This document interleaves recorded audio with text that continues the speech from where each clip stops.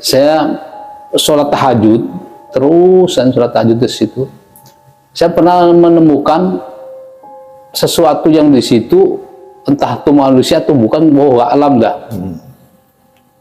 Ketika saya masuk ke musola, mau sholat tahajud, itu tuh orang tersebut udah ada di situ, gelap-gelapan, nggak ada lampu di musola, gelap.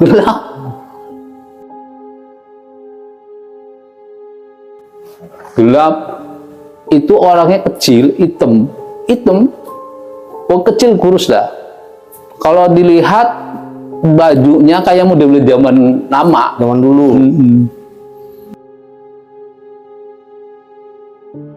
Yang kedua, saya masuk lagi, dia lagi baca Quran.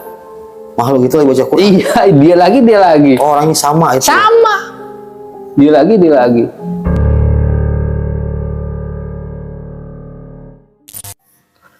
Assalamualaikum warahmatullahi wabarakatuh. Balik lagi bersama gua Bang Dul, masih di Gemas Gelap Malam Story.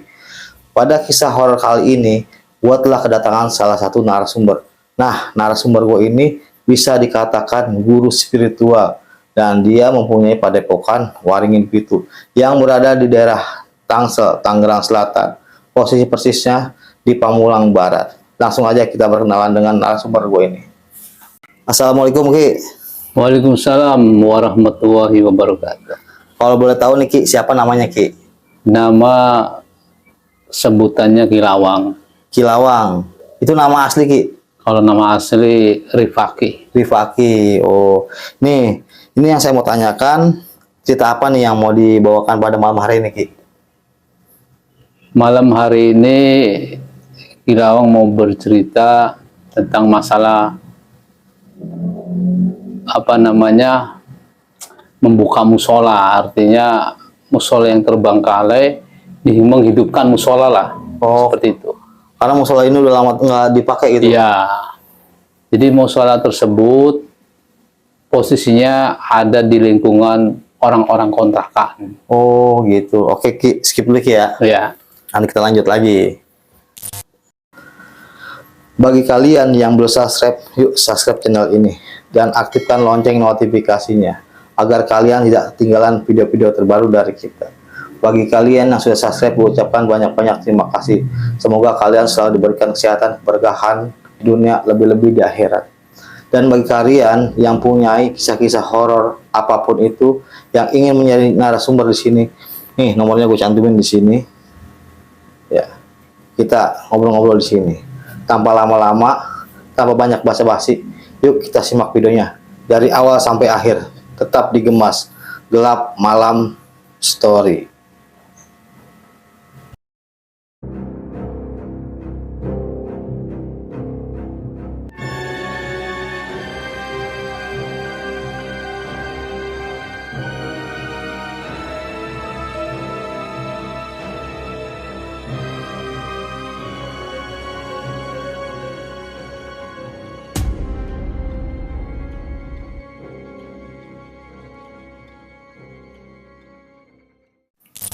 Oke Niki, bisa diceritain nggak kronologinya nih dari awal sampai akhir Niki tentang musola yang terbengkalai itu Ki? Baik.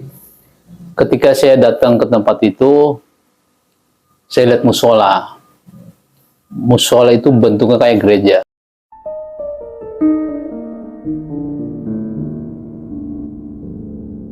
Jadi kanan kiri tidak ada udara, depan juga begitu, pintu doang, halamannya tanah gitu kan. Pengap berarti itu ya? Pengap lah. Kalau saya lihat itu yang membentuk kayak gereja, gimana sih? Oh, gereja kan begitu kan bentuknya.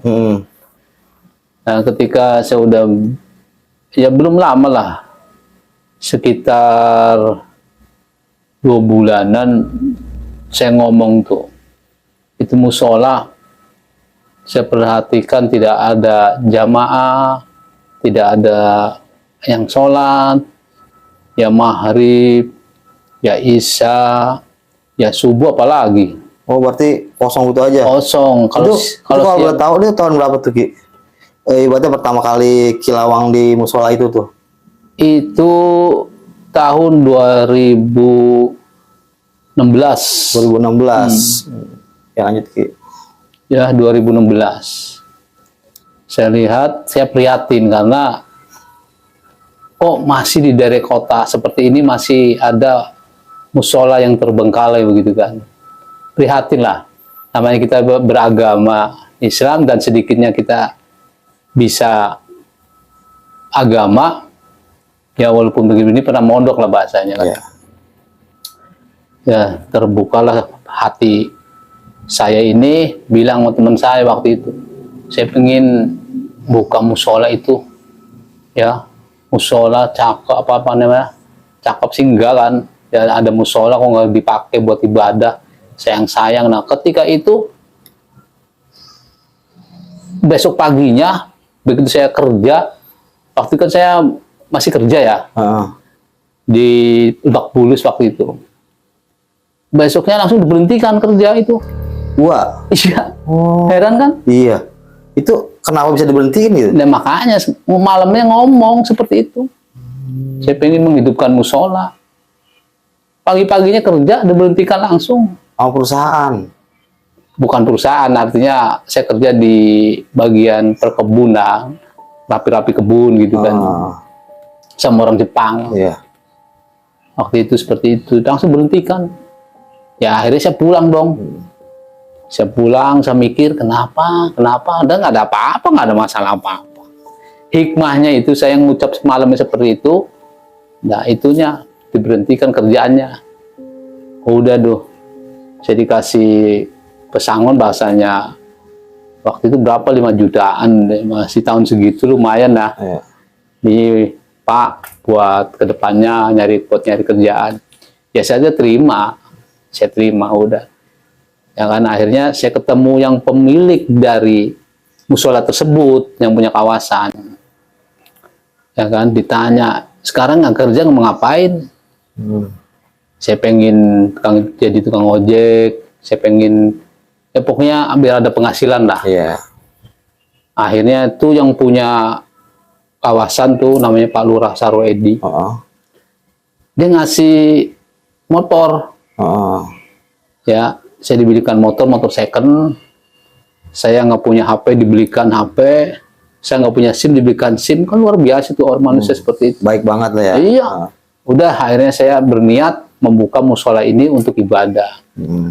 Ketika saya minta kunci aja, pemilik itu tempat tersebut belum percaya. Belum percaya? Belum percaya. Takutnya kedepannya cuma 1 minggu atau 2 minggu atau sebulan hilang. Oh gitu. Kebiasaannya seperti itu katanya. Oh jadi sebelum Kilawang ada juga sebelumnya itu? Ada ustadz itu nggak kuatnya ya nggak tahu, mungkin saya nggak tahu dah masalah itunya. Ya, karena kita cuman kekuatan cuma sebulan, 2 bulan, 3 bulan hilang.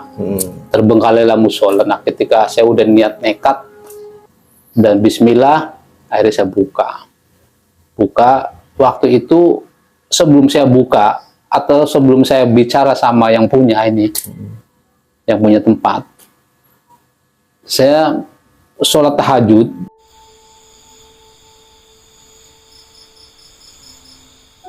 Terusan sholat tahajud di situ, saya pernah menemukan sesuatu yang di situ, entah itu manusia atau bukan, bahwa alam dah.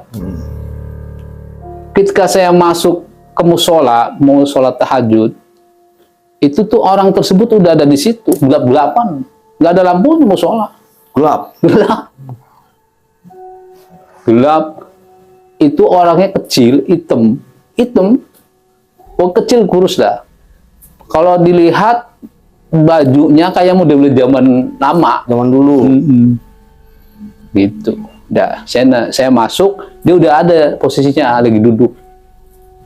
Ya kan. Yang kedua, saya masuk lagi.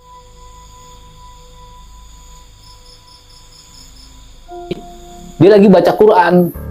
Makhluk itu lagi baca Quran? Iya, dia lagi. Oh, orangnya sama itu? Sama. Dia lagi. Ya saya diam. Mungkin dia lagi khusyuk. Saya takbir. Akhirnya saya udah takbir, dia pergi tuh, gila. Tapi besok paginya saya cari-cari orang tersebut nggak ada di lingkungan situ.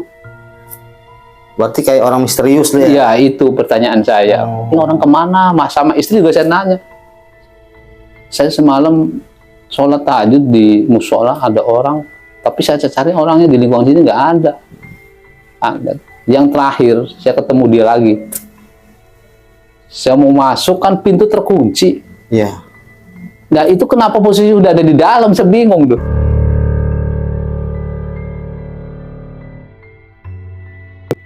Orang tersebut. Iya. Berarti goib itu ya? Wa alam dah. Ya, begitu saya masuk buka pintu papasan. Nggak ngomong A, nggak ngomong B. Diem aja. Diem. Nah, itu meninggalkan Al-Qur'an. Qur'annya lama. Itu ketinggalan di situ. Karena itu bukan hak saya pindahkanlah ke tempat imam. Habis asar tuh Qur'an nggak ada.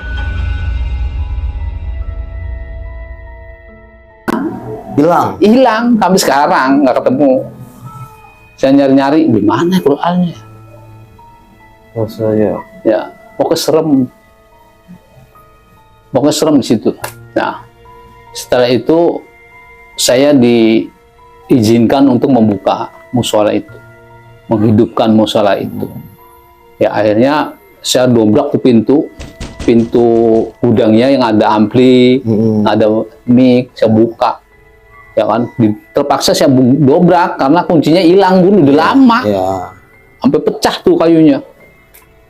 Dobrak saya ajan tuh, pada bingung lingkungan kali ada yang ajan gitu. Nah itulah mulai dari situlah saya menghidupkan musola, pelan-pelan ada jamaah, seperti itu. Karena tadi musola itu emang nggak aktif sama sekali ya? Kagak aktif sama sekali. Ada musola tapi nggak ada aktivitas buat ibadah gitu ya? Iya, buat tidur-tiduran doang kalau sore, kalau siang. Siang, sore, asal kan hawanya panas mungkin. Kalau di musola itu adem. Tapi ada ini ya apa, kejadian aneh-aneh lagi nggak selain dari itu? Kalau kejadian aneh banyak. Banyak di situ. Oh, boleh Ki. Ketika saya lagi zikir, itu pernah ada langkah kaki yang mungkin kayak gempa lah. Ya kan? Sampai sepor jantung juga saat itu. Deg-degan lah ya. Ya iyalah. Ya kan? Kan kaget. Wah. Tapi nggak ada gempa. Tapi di musola itu setempat doang. Di lingkungan sekitar musola aja tuh yang rasa kilawang itu. Pernah menampakkan ya tep gitu. Di depan wujud kaget sampai loncat. Wujudnya apa tuh Ki? Wujudnya ya orang pakai hitam aja, hitam. Serba hitam semuanya. Iya, semua hitam semua. Tapi baunya wangi. Di situ kan yang saat ini ada sebutannya si putih kembar tuh kan. Itu siapa tuh si putih kembar itu siapa? Si putih kembar itu saya nggak tahu asal mulanya, nggak tahu ada di situ. Itu dia sosok apa itu? Sosok kuntilanak, putih kembar. Ada dua. Ada dua. Yang satu di dalam, yang satu di pojok luar. Beda tempat ya. Iya. Dia bilang sih bahasa dia untuk menjaga. Jadi ketika ada orang tidur situ, itu nggak suka. Iya. Karena tempat ibadah. Iya. Dia marah kalau tempat tidur situ. Kemarin namanya si Arif tuh pernah tidur situ, dipindahin. Pindahin ke mana? Pindahin ke luar. Oh, tanpa dia sadar. Tanpa dia sadar. Pas dia sadar udah ada di luar. Iya. Saya tanya waktu itu, Rip, kenapa tidur di luar? Saya digodain terus, Pak Ustadz. Dipindahin saya. Tuh. Oke, luar biasa. Oke, orang yang zikir di situ pasti ada godaannya. Sampai sekarang. Karena saya merasakan sendiri. Saya saat ini kan sering di situ malam. Nggak pernah di rumah tidur juga. Melek dari jam 12 saya start naik zikiran sampai jam 2 saya tidur sebentar, ya kan, tidur sebentar. Dan saya kadang-kadang tidur juga bukan nggak berani, artinya lampunya jangan dimati gelapin semua. Iya. Kalau digelapin semua pada iseng. Oh, si makhluk ini. Iya. Tapi emang agak jahil juga ya? Jahil. Kalau kita lagi ini kadang-kadang lewat lewat.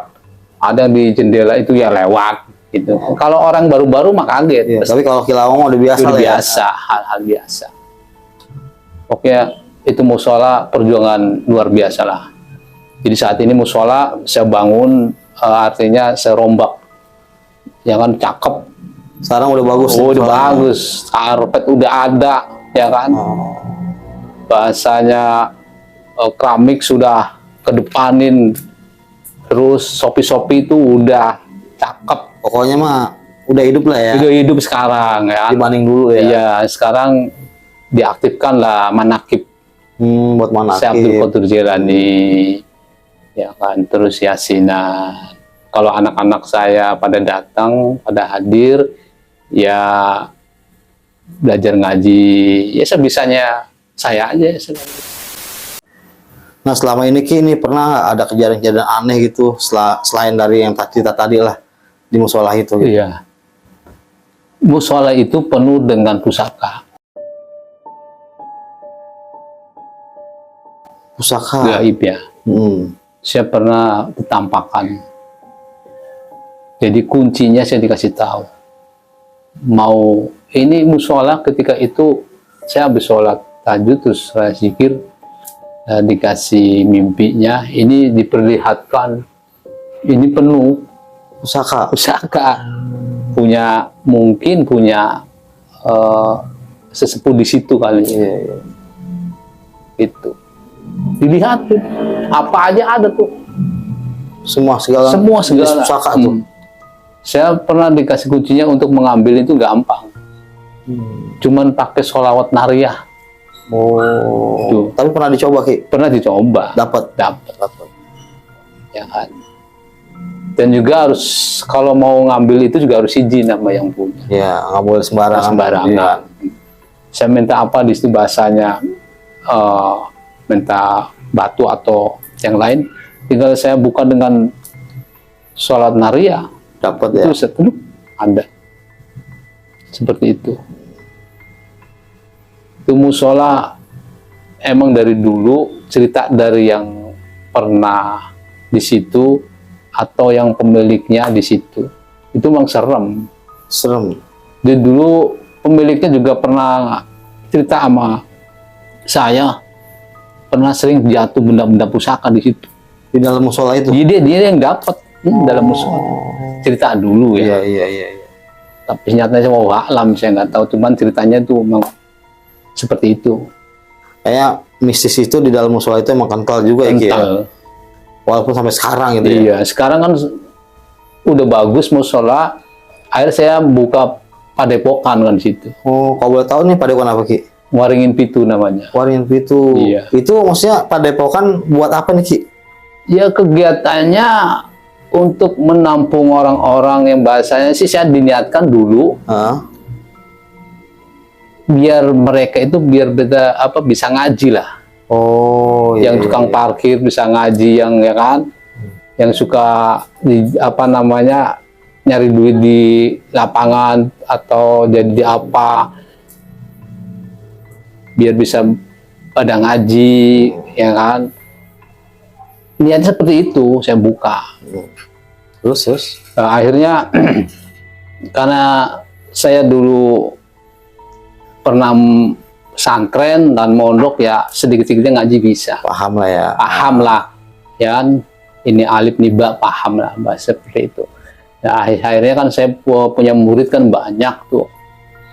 Ya kan, punya murid, ya murid pertama namanya si Nata alias si Katak, yang kedua namanya si Katak Wijar. Iya. Oh, itu dia pernah belajar ke UA itu. Iya, pernah belajar. Iya. Dia menang belajar itu, dia puasa Banu Bondowoso. Si Danu belajarnya Sir Putih, dan si Bedi belajarnya Maya-Maya, seperti itu. Berarti itu padepokan Kanuragan lah ya? Iya, seperti itu, Kanuragan. Ya puasa, ritualnya puasa. Dan kebanyakan anak-anak muda yang dulu ya. Anak muda. Mungkin buat jaga diri seperti itu kali ya. Tapi kadang kalau zaman sekarang kan banyak nih kayak gangster nih. Kadang-kadang tuh takut disalahgunakan tuh ilmu itu gitu. Nah itu tanggapan lu tuh seperti apa tuh? Ya ada rasa takutnya karena disalahgunakan. Tapi ketika ilmu tersebut disalahgunakan, keaktifannya kurang sebenarnya. Oh gitu. Berarti emang ilmu itu emang buat amal ma'ruf nahi munkar ya. Iya, seperti itu. Itu terima pengobatan juga tuh, Ki? Terima pengobatan. Itu pengobatan apa aja kalau boleh tahu? Kalau pengobatan yang medis seperti totok saraf dari petir, Kalau kayak pengobatan santet segala macam, iya bisa, bisa. bisa. Itu pernah nggak kejadian orang kena santet tuh berobat ke kilawang itu? Pernah. Pernah.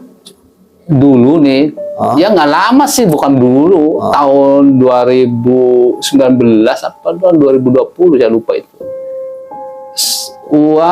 Saya itu lagi di daerah Pondok Benda sama istri tuh jalan naik motor, saya dipanggil sama yang punya musola, ya kan, dipanggil, Pak Ustadz di mana? Saya ada di Pondok Benda, tolong pulang katakan gitu kan. Dia pulang, ada apa? Ya pulang. Itu juga hari Jumat siang-siang jam 11, setengah 11 lah. Saya akhirnya pulang, lihat masuk ke rumah dia, lihat anaknya lagi cengap-cengap. Oh, udah ngapa-ngapain. Iya. Terus Udah bingung keluarga, kakaknya, adeknya, bapaknya, emaknya. Udah bingung. Ya kan. Bingung kenapa? Ya emang bocah tadinya nggak apa-apa. normal kayak biasa. Normal biasa. Tiba-tiba seperti itu. Iya, tiba-tiba seperti itu, ngap-ngap. Ayah di ujung tanduk. Saya begitu masuk, Masya Allah, kaget kan. Ternyata ada makhluk yang lagi keadaannya nyekek. Oh. Gede kok. Saya izin dulu sama bapaknya. Tolong dong Pak Ustadz. Baiklah, kalau Pak Lurah, namanya kan Pak Lurah. Pak Lurah ngizinin, saya insya Allah berusaha untuk menyembuhkan anak. Ya, bismillahirrahmanirrahim, saya pakai ajian sirih putih. Yang kita baca mantranya. Saya bahasanya dengan kekuatan, ya kan, energi. Nah, itu mental tuh, jin tersebut. Mental jin itu.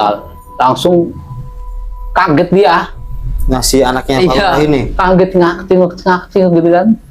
langsung sadar ya? Langsung sadar. Langsung dikasih makan, kasih roti saat itu. Berarti kiriman dari orang juga gitu. Iya. Oh, yang nggak senang sama orang tuanya. Iya, sama orang tuanya. Orang tua kan pegawai lah. Namanya kan ada di bawahnya, terus ada jabatannya. Iya. Langsung makan. Langsung normal ya? Normal. Heran kan? Iya. Tapi selain kejadian tadi ada nggak nih yang lebih ekstrem lagi? Ada lebih ekstrim lagi. Saya dipanggil orang bambu hapus. Kasusnya sama santet juga? Kasusnya santet juga. Itu ya? Ketika itu dia pulang kerja, habis habis diangkat jadi kepala bagian perempuan. Habis asar dibilang langsung lidahnya tuh ke depan. Melet begitu? Melet. Nggak bisa dikedalamin lagi? Nggak bisa, itu sadar loh. Nggak bisa Mbak, nggak bisa Pak. Itu udah di ngajiin. Dari habis asar sampai jam 3. Begitu terus? Begitu terus, kan bingung orang. Panggilnya saya waktu itu. Ya kan. Dipanggil saya juga kaget. Nggak bisa Mbak. Saya nanya, nggak bisa Mbak? Nggak bisa Pak. Begitu terus, Masya Allah. Udah kan, saya baru mulai pengobatan. Yang pada di situ ngeliatin saya kan. Udah pakai bahasanya ini bahasa nih. Udah pakai A, B, C, D sampai F, sampai G. Selesai itu kagak sembuh. Nggak sembuh? Udah bingung sampai jam 3 malam loh. Sampai kita kewalahan lah ya. Iya, kewalahan. Ya. Sampai hampir saya putus asa lah. Ini pakai apa ya Allah? Biar nih orang tuh sehat gitu lah. Nah, saya inget banget. Saya dikasih amalan dan saya udah puasakan amalan ini. Saya dikasih sama abang saya. Nih kalau mau ngobatin secara batin atau dengan doa, ini doanya nih masalah goib. Satu-satunya saya dikasih tuh. Saya ingat itu ada surat Al-Mulk, kalau nggak salah ayat 13. Ayat 13. Allah ya'lamu man khalaqa wa huwal latiful khabir. Saya sholat dulu waktu itu, sholat 2 rakaat. Nah, dapatnya seperti itu. Pakai itu, cuman caranya kita makan daun sirih. Daun sirih makan. Iya, sambil baca ayat tersebut. Terus sampai berapa ratus, 100, terus baca. Terus, nah ketika udah 100, saya ini yang di mulut Daun sirih itu. daun sirih, saya masukkan ke lidahnya dia, tempelin doang, langsung Masuk lagi. masuk. Mungkin karena bacaan ini jin berarti ya. Iya, langsung masuk. Masya Allah, udah senang banget itu. Berarti di zaman-zaman kayak gini tuh orang-orang itu masih ada aja Ki, ya. Iya, Ilmu santet itu masih nggak pernah akan habis ilmu begitu mah. Kadang-kadang kan ilmu gitu warisan, diwarisin, ini udah selesai diwarisin lagi, ini udah nyambung menyambung. begitu. Jadi turun menurun gitu. Ya iya. Dulu bapak saya kan dukun juga, orang Cirebon. Oh. Ya kan diwarisin kemari gitu. Sinya ke siapa? Tapi kalau kilawang mah ibaratnya ya cuman pengobatan buat santet Ya, aja kan. iya. Ibaratnya nggak nyantet orang kan. Agak. Ya kan, diwariskan ilmu-ilmu ini, Pama ajian seperti buat ini, maya-maya buat ini, ya kan, waring 7 buat ini, cemeti ama Rasul buat ini. Diwariskan turun-temurun. Berarti nanti nih kalau ada apa, mungkin dari penonton nih yang mau berobat ke Kilawang nih, bisa nanti nih nomornya gue taruh di sini nih ya, atau di link deskripsi nih. Nanti TikToknya juga gue taruh di link deskripsi. Pokoknya bisa konsultasi segala macam. Iya. Jadi pengobatannya ada 2, pengobatan medis dan non medis. Seperti totok saraf jadi petir itu mengatasi hal-hal yang ada dalam tubuh kita seperti kolesterol, migrain, asam lambung, asam urat, syarat kejepit, seperti itu. Pokoknya segala macam penyakit. Iya. Mau medis, mau Kalau medis. kalau bisa memang ya. di situ ada non medis, ya bisa kelihatan. Oh. Ini ambil, buang, ambil. Kan kalau orang arti mah kan mau kerjaan orang kan, wah ini kerjaan orang nih. Iya. Pasti tahu ya kan. Paham. Beda sama orang yang awam gitu. Iya, insya Allah paham kalau ada non medis ya di badannya, sambil notok ini tak tak tak tak, nanti kelihatan, berasa kita. Ini ada non medis atau ketempelan seperti itu. Alhamdulillah sekarang udah buka. Kalau rutinitasnya sih Sabtu dan Minggu. Itu kalau boleh tahu Ki, nih alamatnya di mana Ki?